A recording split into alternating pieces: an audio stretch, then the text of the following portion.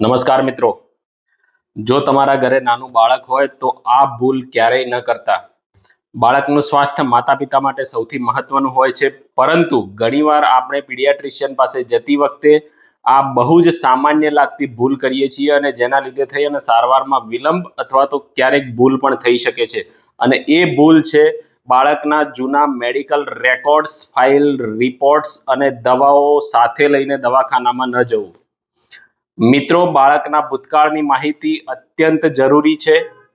જૂની બીમારીઓ, એની સારવાર, ગ્રોથ ચાર્ટ, રસીકરણનો રેકોર્ડ હંમેશા સાથે લઈને જવું જોઈએ. નવજાત બાળક માટે ખાસ ગર્ભાવસ્થાનો રેકોર્ડ જેમ કે સોનોગ્રાફી અને અન્ય રિપોર્ટ્સ, ડિલિવરી વખતનો યોગ્ય રેકોર્ડ જો ન હોય તો ડોક્ટર માટે યોગ્ય સારવાર આપવી ઘણી વખતે મુશ્કેલજનક બને છે.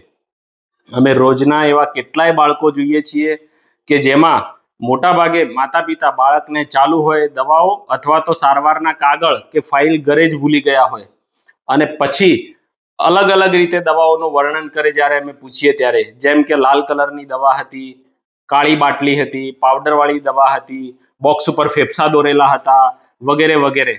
અને ઘણી વખતે તો ફક્ત ફાઇલ જ લઈને આવે અને દવા જોડે લઈને ના આવે, એવું માનીને કે દવા તો ફાઇલમાં લખેલી જ છે ને. પરંતુ મિત્રો, એ દવાઓ તમે યોગ્ય પ્રમાણમાં આપો છો કે નથી આપતા એ ફાઇલ ઉપરથી અમને ખબર ના પડે. દવાઓ જોઈએ તો અમને ખબર પડે.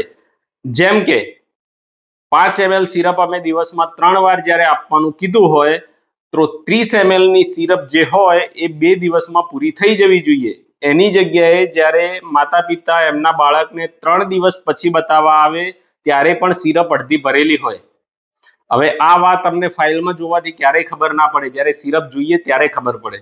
મિત્રો, આ ભૂલના લીધે થઈ અને બાળકની સારવારમાં ઘણી વખતે વિલંબ થઈ શકે છે અને પછી અમારે ફક્ત ધારણા જ કરવી પડે કે કદાચ આ દવા લીધી હશે અને એ પ્રમાણે અમે ટ્રીટમેન્ટ કરીએ, અથવા તો ઘણી વખતે વગર જોઈતા રિપોર્ટ્સ પણ કરાવવા પડે.